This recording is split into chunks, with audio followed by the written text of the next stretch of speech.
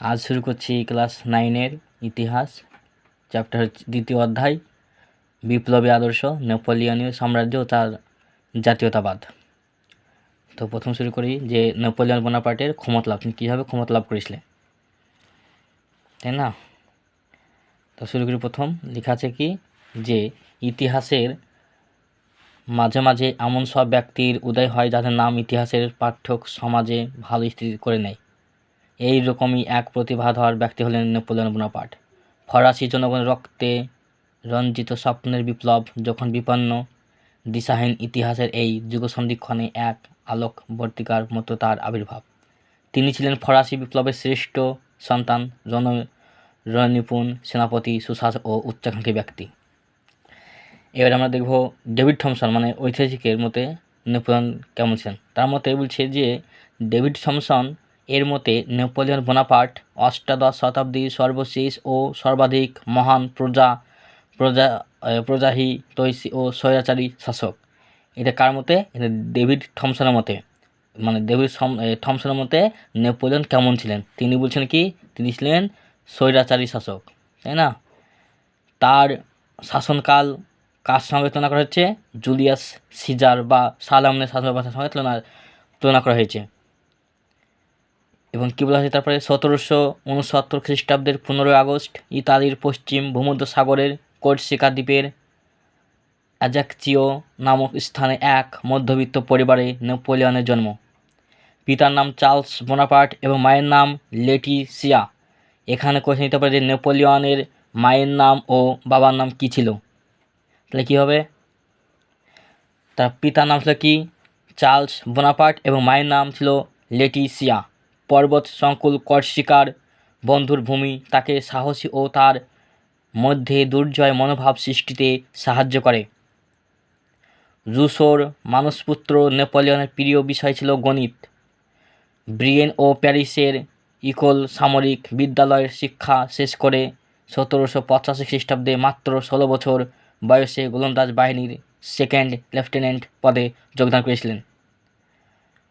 এবার আসছে কত সালে করলে তিনি ওই গোলন্দাজ বাহিনীতে জয়েন হলো? তাহলে 1785 খ্রিস্টাব্দে মাত্র 16 বছর বয়সে গোলন্দাজ বাহিনীর সেকেন্ড লেফটেন্যান্ট পদে যোগ দিয়েছিলেন। এবার আসছে ধূমকেতুর মতো সহসা উত্থিত ও নেপোলিয়নের ছিল অদম্য ইচ্ছাশক্তি, দূরদৃষ্টি এবং নিয়ন্ত্রিত নেতৃত্ব। ফরাসি বিপ্লবের প্রতি ছিল তার গভীর শ্রদ্ধা, কারণ এই বিপ্লবী তাকে বৃহত্তর কর্মক্ষেত্রের সন্ধান দেয়। 1793 খ্রিস্টাব্দের 27-28 আগস্ট ইংরেজ নৌবহর ফরাসি বন্দর তুলো অধিকার করলে নেপোলিয়ন বীরত্বপূর্ণ প্রতিরোধ দ্বারা দ্রুততার সঙ্গে বন্দর মুক্ত করেন। এই সাফল্য তাকে ব্রিগেডিয়ার জেনারেল পদে উন্নত করেছিল। তাহলে বোঝা গেল তো কী হচ্ছে? 1793 খ্রিস্টাব্দ 27-28 আগস্টে ইংরেজ নৌবহর ফরাসি বন্দর তুলো, বন্দরের নাম হচ্ছে কি তুলো, অধিকার করলে নেপোলিয়ন বীরত্বপূর্ণ প্রতিরোধ দ্বারা দ্রুততার সঙ্গে কী করলো? তিনি যে বন্দর ছিল সে বন্দরটাকে কী করলো? মুক্ত করলো এবং তাকে এই মুক্ত করার কারণে তাকে ব্রিগেডিয়ার জেনারেল পদে উন্নত করেছিল। এটুকু গেল। এবার আসছে বিপ্লব শুরু হওয়ার 10 বছর পরেও 30 বছর বয়স্ক এক কর্সিকান যুবক ফ্রান্সের সর্বময় কর্তৃত্ব দখল করলেন। তার ধ্বনিতেই ছিল ইতালীয় রক্ত, কিন্তু তিনি ফরাসি নাগরিক হয়ে জন্মেছিলেন কারণ তার জন্মের মাত্র 1 বছর আগে কর্সিকা দ্বীপ ফ্রান্স কিনে নিয়েছিলেন। এহেন নেপোলিয়নের উত্থানের পটভূমি তৈরি করেছিল তাৎক্ষণিক যুগের পরিস্থিতি এবং ডাইরেক্টরি শাসনের দুর্বলতা। দ্বিতীয় শক্তিজোটের সঙ্গে কী হচ্ছে? ইংল্যান্ড, রাশিয়া এবং অস্ট্রিয়া যুদ্ধে ফ্রান্স দিশেহারা। আইনসভার সঙ্গে ক্রমাগত ডিরেক্টরদের বিবাদে ফরাসিরা বিরক্ত। এই সবই ঘটেছে নেপোলিয়নের অনুপস্থিতিতে, কারণ নেপোলিয়ন তখন ইতালির বিজয় সম্পন্ন করে মিশরে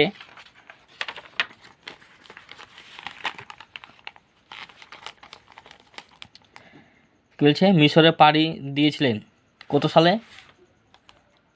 যেখানে বলছে যে 1799 খ্রিস্টাব্দে। আচ্ছা, এবার আসছে কি যে নেপোলিয়ন আলেকজান্দ্রিয়া থেকে গোপনে ফ্রান্সে ফিরে এলেন। ডিরেক্টর অ্যাবিসিয়াস বারাস এবং বিপ্লবী টেলির্যান্ড তখন কূটনৈতিক জাল বিস্তার করে প্রশাসনের রদবদল করতে ব্যস্ত। এদিকে নেপোলিয়ন যোগ দিলেন এদের সঙ্গে। 9 নভেম্বর 18 ব্রুমিয়ার 1799 খ্রিস্টাব্দে ঘটল ফুদেতা বা রাজনৈতিক ষড়যন্ত্র। ফুদে কি? একটা রাজনৈতিক ষড়যন্ত্র। ডাইরেক্টরির পতন হলো, প্রতিষ্ঠিত হলো কনসালের শাসন, যেখানে বোনাপার্ট প্রথম কনসাল। বোনাপার্ট ছিল প্রথম কনসাল। তিনি ইতালি অভিযানের সফল নায়ক। সুতরাং নতুন শাসন শুরু হলো, প্রতিষ্ঠিত হলো কনসুলেট। ক্ষমতার প্রতি ছিল তার প্রবল আকর্ষণ। তিনি স্বয়ং বলেছেন আই লাভ পাওয়ার, তাই না? কে বলছেন আই লাভ পাওয়ার? কে বলছে? Napoleon Bonaparte. এরপর 1804 খ্রিস্টাব্দে গণভোটের মাধ্যমে তিনি ফরাসি জাতির সম্রাট উপাধি গ্রহণ করেন এবং বংশানুক্রমিক রাজতন্ত্রের পূর্ণ প্রবর্তন করেন। তাহলে কথা হচ্ছে 1804 খ্রিস্টাব্দে গণভোটের মাধ্যমে কী হচ্ছে? ফরাসি জাতির সম্রাটে মনোনীত হলেন। কে হলেন? Napoleon Bonaparte. এইভাবে তিনি তার ক্ষমতা লাভ করেছিলেন। এবার আসছে ফরাসি বিপ্লবের আদর্শের প্রেক্ষিতে কোড নেপোলিয়ন প্রণয়ন। বা কোয়েশ্চান এভাবে দিতে পারে যে কোড নেপোলিয়ন কী, বুঝালো? পড়ে দিচ্ছি। এখানে বলা হয়েছে প্রথমে যে বিপ্লব ও যুদ্ধবিধ্বস্ত ফলে একটি সুষ্ঠু শাসন ব্যবস্থা গড়ে তুললে জনগণের মনে শান্তি ও নিরাপত্তার আশ্বাস তৈরি করতে নেপোলিয়ন নানা কর্মসূচি গ্রহণ করেছিলেন। তাহলে বোঝা গেল তাহলে তিনি কী করেছিলেন? বলছে এখানটায় যে বিপ্লব ও যুদ্ধবিধ্বস্ত ফ্রান্সে একটি সুস্থ শাসন ব্যবস্থা, যুদ্ধ যে ছিল মানে বিধ্বস্ত হয়েছিল এবং এর ফলে কী হলো? তিনি সুষ্ঠু শাসন ব্যবস্থা গড়ে তুলে জনগণের মনে শান্তি ও নিরাপত্তা আশ্বাস তৈরি করতে নেপোলিয়ন নানা কর্মসূচি করেছিলেন। নেপোলিয়ন বলেছিলেন আমি ভবিষ্যৎ বংশধরদের সামনে একটি আদর্শ স্থাপন করতে চাই, এই কথা বলেছিলেন নেপোলিয়ন। এবং কনসাল হিসেবে 1800 খ্রিস্টাব্দ থেকে 1803 খ্রিস্টাব্দ পর্যন্ত নেপোলিয়নের সংস্কারের প্রধান উদ্দেশ্য ছিল।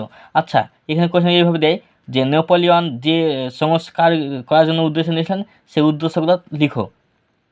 তখন হবে এগুলো ক খ গ, ঠিক আছে? প্রথম লেখা আছে কি? প্রথম কয় লেখা আছে ফরাসি বিপ্লব প্রস্তুত সাম্য, মৈত্রী ও স্বাধীনতার আদর্শকে বাস্তবায়িত করা। এবং ক্ষয় বলা হয়েছিল কি? ক্ষমতার কেন্দ্রীকরণের মাধ্যমে শক্তিশালী সরকার প্রতিষ্ঠা করা এবং জনহিতকর কার্যাবলী দ্বারা দেশবাসীর কৃতজ্ঞতা অর্জন করা। এবং গয়ে কী বলেছিল? বিশ্ব রাজনীতিতে ফ্রান্সকে মর্যাদার আসনে প্রতিষ্ঠিত করা। এবার আসছে কি যে নেপোলিয়ন প্রশাসনিক দক্ষতা ও ক্ষমতা কেন্দ্রীকরণের ওপর জোর দিয়েছিলেন, তাই না? এগুলো আছে যে তিনি বিপ্লবী যুগের 83টি প্রদেশ এবং 541টি জেলা বিভাজন অক্ষুণ্ণ রাখেন। তবে প্রদেশ শাসক, প্রিফেক্ট, জেলা শাসক, সাব প্রিফেক্ট এবং সেনাপতি, মেয়র, বিচারক প্রভৃতি নির্বাচনের পরিবর্তে নিজ মনোনীত ব্যক্তিদের নিযুক্ত করেন, তাই না? কী বলছে এটা? নেপোলিয়ন বোনাপার্ট, তাই না? এর কী আছে? জন্মগত যোগ্যতার ভিত্তিতে নিয়োগের ব্যবস্থা করেন। তার ভাষায় ক্রেসার্স অফেন এ ট্যালেন্ট। এভাবেই প্রশাসনিক ঐক্য প্রতিষ্ঠা করেন।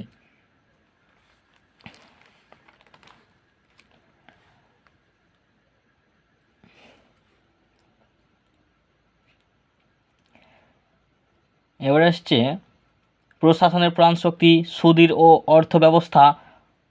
ফরাসি বিপ্লবের প্রধান কারণ ছিল ভঙ্গুর অর্থনীতি, তাই না? এবার যদি বলা হয় যে ফরাসি বিপ্লবের প্রধান কারণ কী ছিল, তাহলে কী হবে? যে ভঙ্গুর অর্থনীতি, মানে কি? যে ফরাসি অর্থনীতির পুনর্জীবনের জন্য নেপোলিয়ন এই কথা বলেছে যে ফরাসি বিপ্লবের যে প্রধান কারণটা ছিল। তো প্রথম কী আছে যে সরকারি দপ্তরগুলিকে ব্যয় সংকোচের নির্দেশ দেন এবং বাজেট পরীক্ষা করে ব্যয়ের পরিমাণ নির্দিষ্ট করতে বলেন। এবং ক্ষয় কী বলেছেন? অর্থ দপ্তরকে অডিট দপ্তর ও রাজস্ব দপ্তরে ভাগ করেন। এবং গয়ে কী বলেছিল? বাড়তি কর প্রত্যাহার করে নিয়মিত কর আদায় ও কর প্রদানে জনগণকে সচেতন করেন।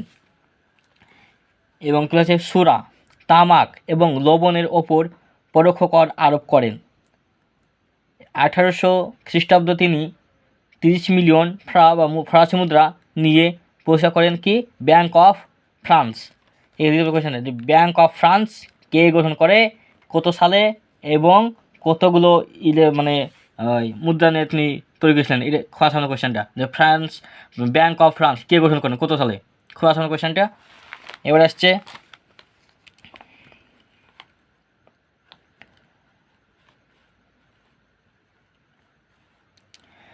ইংরেজি বলে তুলে আছে যে 1803 খ্রিস্টাব্দে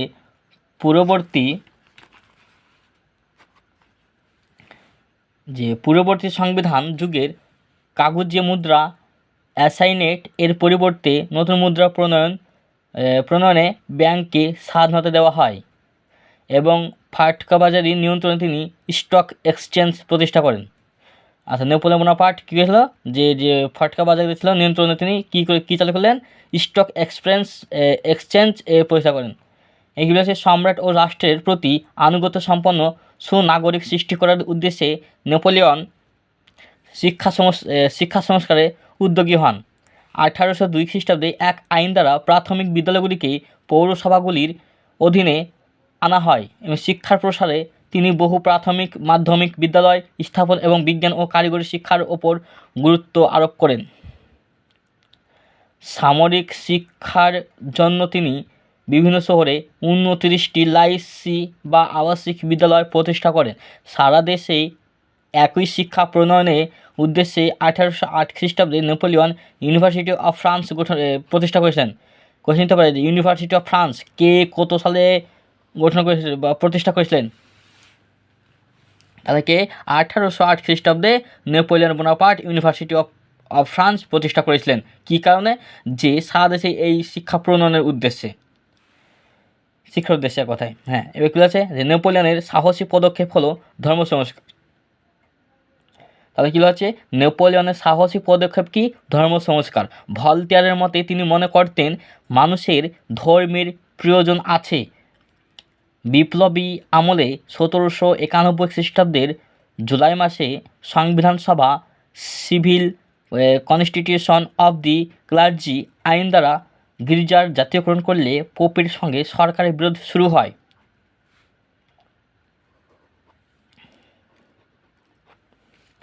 এবং নেপোলিয়ন 1801 খ্রিস্টাব্দে পোপ সপ্তম পায়াস এর সঙ্গে এক চুক্তির মাধ্যমে বিরোধের অবসান ঘটান।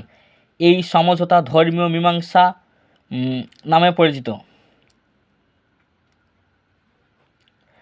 পোপ গির্জার জাতীয়করণ ও সম্পত্তির রাষ্ট্রীয়করণ মেনে নেন এবং ক্যাথলিক ধর্মকে রাষ্ট্রীয় ধর্ম হিসেবে স্বীকৃতি দেওয়া হয়।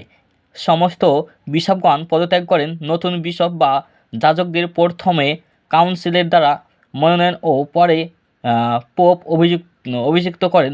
যাজকদের সরকারি বেতন দানের ব্যবস্থা করা হয়।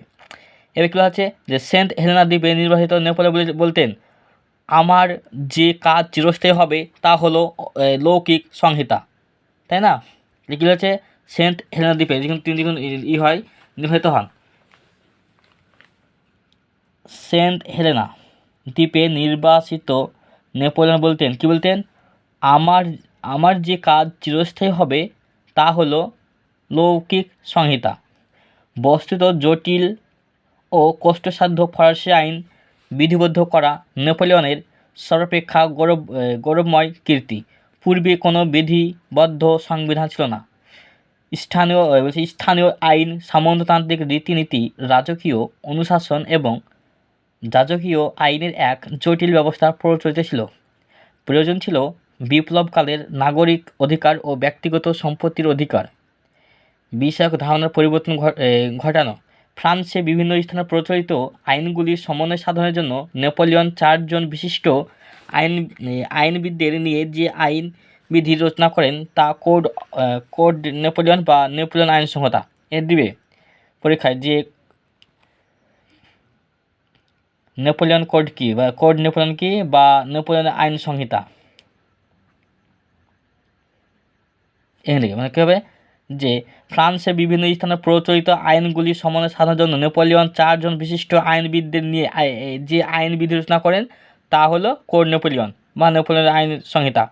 ঠিক আছে, এবার কী বলা হয়েছে যে 1800 খ্রিস্টাব্দ থেকে 1804 খ্রিস্টাব্দে এই 4 বছরের পরিশ্রমে 2287টি ধারা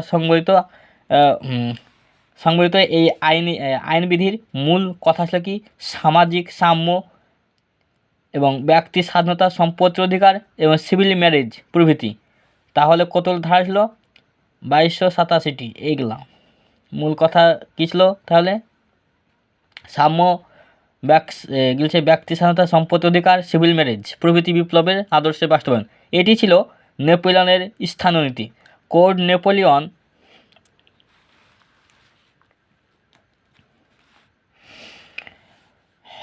কী বলছে এটাই যে কোড নেপোলিয়ন ফ্রান্সের সীমা ছাড়িয়ে বেলজিয়াম, লুক্সেমবার্গ প্রভৃতি ইউরোপীয় দেশে স্বীকৃতি লাভ করে।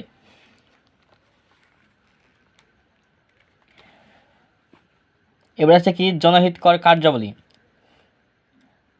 তার আগে একটু এটা দেখে নিই যে মহাদেশীয় ব্যবস্থা।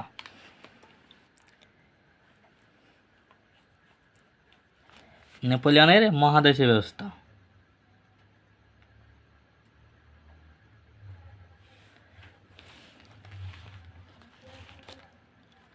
আচ্ছা, মহাদেশ ব্যবস্থা কী বলছে যে ফ্রান্সের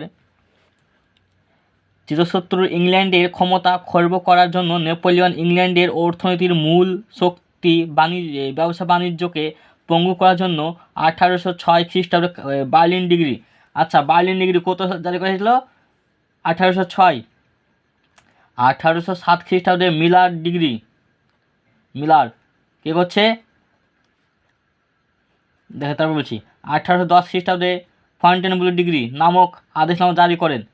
তিনি ঘোষণা করেন যে ইউরোপের কোনো জাহাজ ইংল্যান্ডের বন্দরে প্রবেশ করতে পারবে না। তাই না? এই কী বলছে যে 1806 খ্রিস্টাব্দ থেকে 1810 খ্রিস্টাব্দ পর্যন্ত ইংল্যান্ডের বিরুদ্ধে নেপোলিয়নের এই সামরিক অবরোধ ঘোষণার পরিপ্রেক্ষিতে ইংল্যান্ড 1807 খ্রিস্টাব্দে অর্ডার ইন কাউন্সিল নামে এক পাল্টা অবরোধ জারি করে। এই ঘোষণা বলা হয় ইউরোপের কোনো রাষ্ট্র ফ্রান্স বা ফ্রান্স অধিকৃত কোনো বন্দরে পণ্য সামগ্রী প্রেরণ করলে তা বাজেয়াপ্ত করা হবে।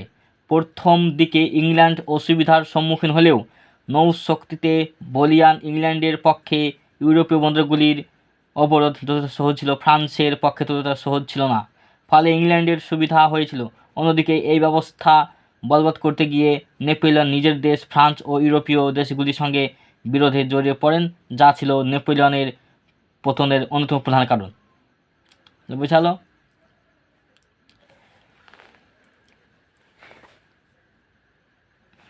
এই মহাদেশীয় এই ব্যবস্থাটা অন্য একদিন সুন্দর করে বুঝিয়ে দেওয়া হবে একটা ভিডিওতে। তো আমি এখানে শুরু করি এদিকে।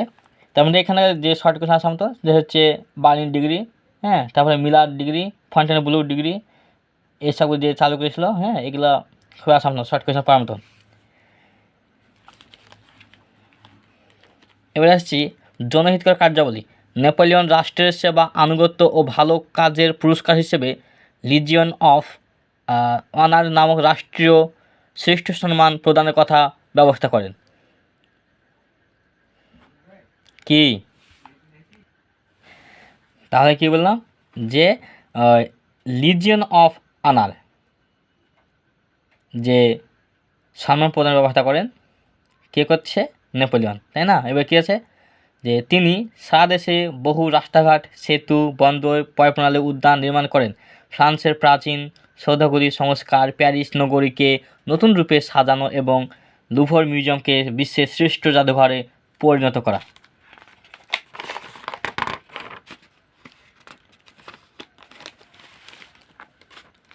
এবার ঐতিহাসিক কী বলছে? ঐতিহাসিক ফিশার, তাই তো? হ্যাঁ, ঐতিহাসিক ফিশার বলছেন নেপোলিয়নের সাম্রাজ্য ক্ষণস্থায়ী হলেও তার সমস্যাগুলি গ্রানাইট পাথরের শক্ত ভিতের ওপর স্থায়ীভাবে নির্মিত হয়। এটা কে বলছে?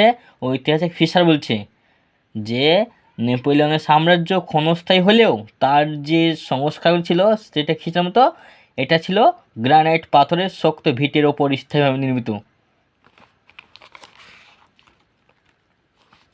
এবার আসছে কী বলছে এটাই যে বৈশ্বিক বিপ্লবে বিধ্বস্ত ফ্রান্সের স্তূপের ওপর তারুণ্যের জোয়ারে ন্যায়কোচিত গুণাবলী নিয়ে নেপোলিয়ন যে গঠনমূলক কর্মসূচি গ্রহণ করেছিলেন তা জুলিয়াস সিজার বা শার্লেমেনের শাসন ব্যবস্থার সঙ্গে তুলনীয়।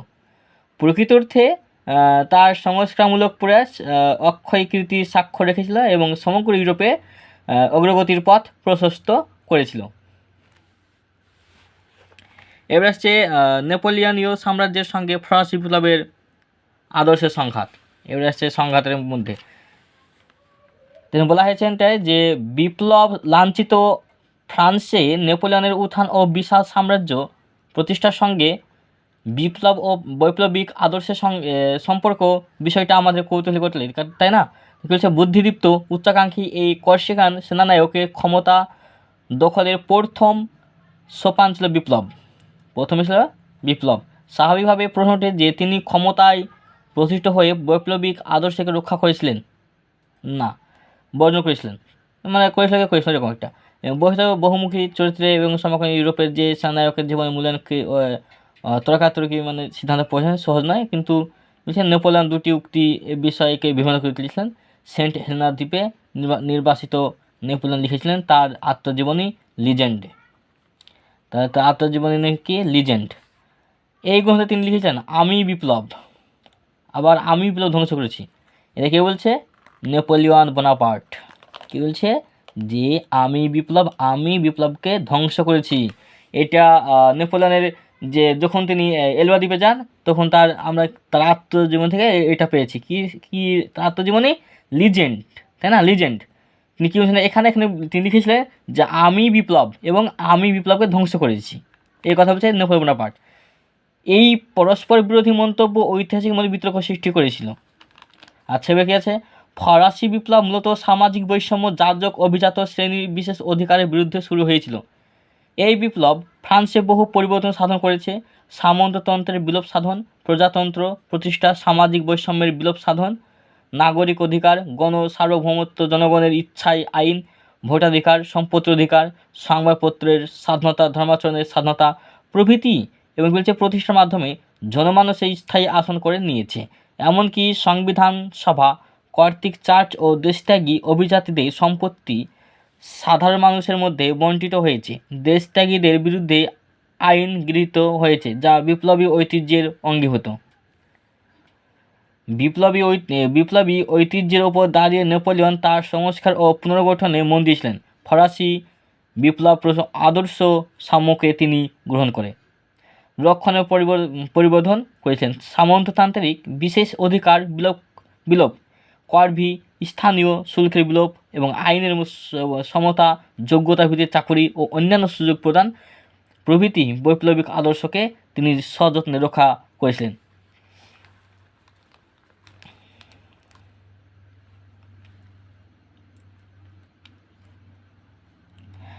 এমনকি বিপ্লবী যুগের ভূমি বন্টন ব্যবস্থাকেও তিনি বহাল রেখেছিলেন। ঐতিহাসিক ফিশার যথার্থ বলেছিলেন যে নেপোলিয়ন হলেন বিপ্লবের সন্তান। প্রতিক্রিয়াশীল শক্তির বিরুদ্ধে নেপোলিয়নের সেনাদল যে রণাঙ্গনে গিয়েছে সেখানেই ফরাসি বিপ্লবের ভাবধারা প্রতিষ্ঠিত হয়েছে। যথার্থই তাকে বিপ্লবের উত্তরাধিকারী বলা যুক্তিযুক্ত।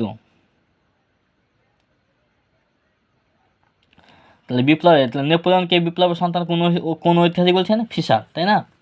এবার আসছে যেসব ঐতিহাসিকগুলো থমসন, গ্যাবার্ট প্রমুখ ঐতিহাসিকের মতে কেমন ছিল নেপোলিয়ন? বলছে এরকম যে নেপোলিয়ন অনেক ক্ষেত্রে বিপ্লবের আদর্শকে লঙ্ঘন করেছেন। তিনি সমস্ত জনপ্রতিনিধিমূলক প্রতিষ্ঠানের অবসান ঘটিয়ে সমস্ত ক্ষমতা কুক্ষিগত করেছিলেন। ফরাসি সিনেট ও কাউন্সিল তার হাতের পুতুলে পরিণত হয়েছিল। এছাড়া বংশানুক্রমিক রাজতন্ত্রের প্রতিষ্ঠা এবং বাক স্বাধীনতা ও সংবাদপত্রের স্বাধীনতার কণ্ঠরোধ, কৃতদাস প্রথার পূর্ণ প্রবর্তন, বিনা বিচারে গ্রেপ্তার প্রথার পূর্ণ প্রবর্তন এবং গণভোটের আদর্শকে বিসর্জন দিয়ে তিনি বিপ্লবকেই ধ্বংস সাধন করেছেন। সুতরাং উত্তরণের সময় নেপোলিয়ন বিপ্লবী আদর্শকে কিছুটা সম্মান করলেও প্রকৃতপক্ষে তিনি ছিলেন বিপ্লব বিরোধী। নেপোলিয়ন ছিল বিপ্লবের বিরোধী, তিনি যতই মানে সম্মান করলেও।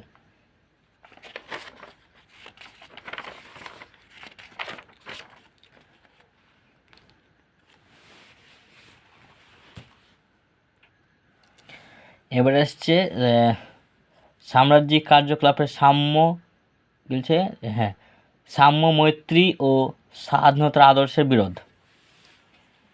এবার আসছে ফরাসি বিপ্লবের ঝলসানোর তরবারি। নেপোলিয়ন ছিলেন ক্ষমতালোভী, তার নানা কার্যকলাপে তা লক্ষ্য করা যায়, তাই না? তাহলে কি বলছে, ফরাসি বিপ্লবের ঝলসানো তরবারি কাকে বলা হচ্ছে? নেপোলিয়ন বোনাপার্টকে। ফরাসি বিপ্লবের 3টি মর্মবাণী কী কী? সাম্য, মৈত্রী ও স্বাধীনতা। তাহলে কি বলছে, ফরাসি বিপ্লবের 3টি মর্মবাণী কি? সাম্য, মৈত্রী ও স্বাধীনতা। কোয়েশ্চেন দিতেও পারে যে ফরাসি বিপ্লবের 3টে যে মর্মবাণী, সেই বাণী কী কী? তখন বলতে হবে সাম্য, মৈত্রী ও স্বাধীনতা। এবার আসছে নেপোলিয়ন স্বাধীনতার আদর্শকে অগ্রাহ্য করলেও সাম্য, মৈত্রীর আদর্শকে গ্রহণ করেছিলেন এবং বাস্তবের রূপও দিয়েছিলেন। তার গভীর অন্তর্দৃষ্টি ও সহজাত বাস্তববোধ দিয়ে তিনি বুঝেছিলেন যে ফরাসি জাতি স্বাধীনতা বা গণতন্ত্র চায় না, তারা চায় সাম্য।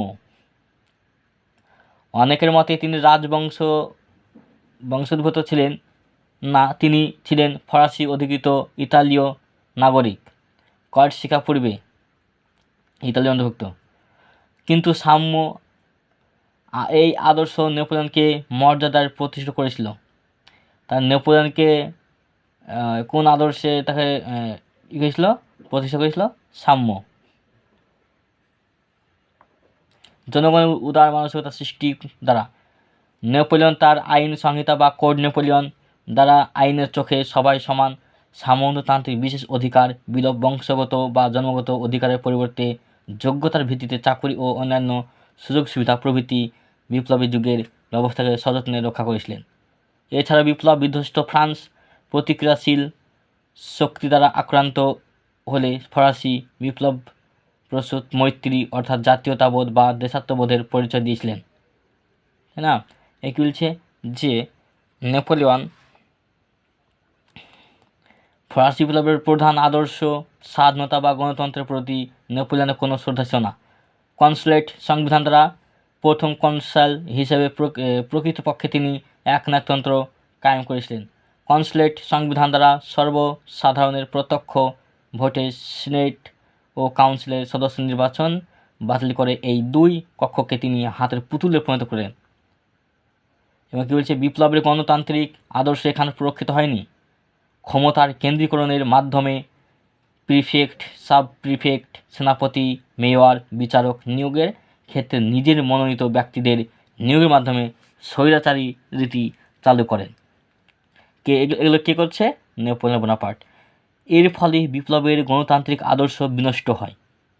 1804 খ্রিস্টাব্দে কনসুলেটের সংবিধান বিলোপ করে তিনি সম্রাট পদ গ্রহণ করলে প্রজাতন্ত্রের আদর্শ পুরো লোপ পায়।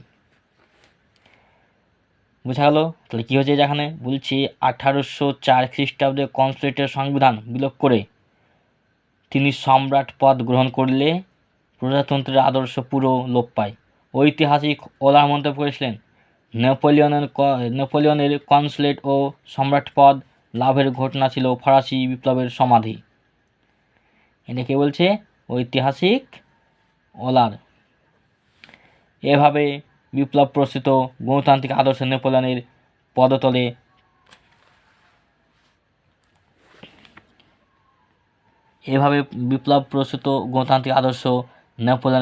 নেপোলিয়নের পদতলে পতিত হয়। বোঝা গেল? এবার আসছে ট্রাফালগারের যুদ্ধ। কী বলছে বলে একটু, যে ইংরেজ নৌসেনাপতি নেলসন 1805 খ্রিস্টাব্দে ট্রাফালগারের যুদ্ধে ফরাসি নৌসেনাবাহিনীকে সম্পূর্ণ বিধ্বস্ত করেন। এই যুদ্ধে পরাজয়ের পর নেপোলিয়ন ইংল্যান্ড আক্রমণের বাসনা চিরদিনের মতো ত্যাগ করেন, কিন্তু ইংল্যান্ডের অর্থনীতির প্রধান স্তম্ভ ব্যবসা বাণিজ্যকে ধ্বংস করার উদ্দেশ্যে সামুদ্রিক অবরোধ বা মহাদেশীয় অবরোধ ঘোষণা করেন। কত সালে? 1806। আর এখানে বলছে ইংরেজ নৌসেনাপতি নেলসন 1805 ট্রাফালগার যুদ্ধে, যুদ্ধ কত হচ্ছে? 1805-এ। বুঝা গেল? আর মহাদেশীয় অবরোধ যে ঘোষণা করছে সেটা কত? 1806-এ। এবার আসছে কি, যে এই শক্তিজোটের অবশিষ্ট দেশ রাশিয়াকে বহুদিন প্রতিরোধের পর 1807 খ্রিস্টাব্দে ফ্রিডল্যান্ড এর যুদ্ধে রাশিয়া বিধ্বস্ত হয়, যার প্রথম আলেকজান্ডার নেপোলিয়নের সঙ্গে ওই বছরই টিলজিট এর সন্ধি স্বাক্ষরিত হন। তাহলে কী হয়েছে এখানটায়, যে টিলজিটের সন্ধি কার মধ্যে হচ্ছে, নেপোলিয়নের সঙ্গে আর হচ্ছে প্রথম আলেকজান্ডার, যার প্রথম আলেকজান্ডার, বুঝালো,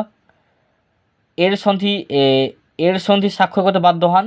এইভাবে নেপোলিয়ন সমগ্র ইউরোপ তার বিজয় রথ উড্ডীয়ন করে ক্ষমতার শীর্ষে আরোহণ করেন। এবার আসছে কি, নেপোলিয়নের আগমনে ইউরোপে পুরাতনতন্ত্রের অবসান হয় এবং বিপ্লব প্রসূত সাম্য ও স্বাধীনতার বাণী সমগ্র ইউরোপে ছড়িয়ে পড়ে। নেপোলিয়ন 1805 খ্রিস্টাব্দের 21শে অক্টোবর অস্টারলিটজ এর যুদ্ধে অস্ট্রিয়া ও রাশিয়ার সম্মিলিত বাহিনীকে পরাজিত করে অস্ট্রিয়া প্রেসবার্গ এর সঙ্গে স্বাক্ষর করতে বাধ্য হন। নেপোলিয়ন কী হচ্ছে 1805 খ্রিস্টাব্দে 21শে অক্টোবরে অস্টারলিটজ এর যুদ্ধে অস্ট্রিয়া ও রাশিয়ার সম্মিলিত বাহিনীকে পরাজিত করেন এবং তিনি এর সঙ্গে স্বাক্ষর করতে বাধ্য হয়। এবং নেপোলিয়নের অগ্রগতিতে ভীত হয়ে প্রাশিয়া শক্তিযুদ্ধে যোগদান করে, কিন্তু 1806 খ্রিস্টাব্দে জেনারেল যুদ্ধে প্রাশিয়া নেপোলিয়নের কাছে চূড়ান্তভাবে পরাজিত হয়। নেপোলিয়ন প্রাশিয়ার রাজধানী বার্লিনে প্রবেশ করে অধিকাংশ অঞ্চল কী হচ্ছে দখল করে নেন। প্রাশিয়া বাধ্য হয়ে স্কনবার্গ এর সন্ধি স্বাক্ষর করতে বাধ্য হয়। যখন দেখছে যে এদিকে কারা দখল করে নিচ্ছে, হ্যাঁ, সেই সময় বাধ্য হয়ে কী হচ্ছে, বাধ্য হয়ে প্রাশিয়া হয়ে স্কনবার্গ এর সন্ধিতে স্বাক্ষরিত হয়ে গেল। বুঝা গেল একটু? এখানে সবচেয়ে যে ইম্পর্টেন্ট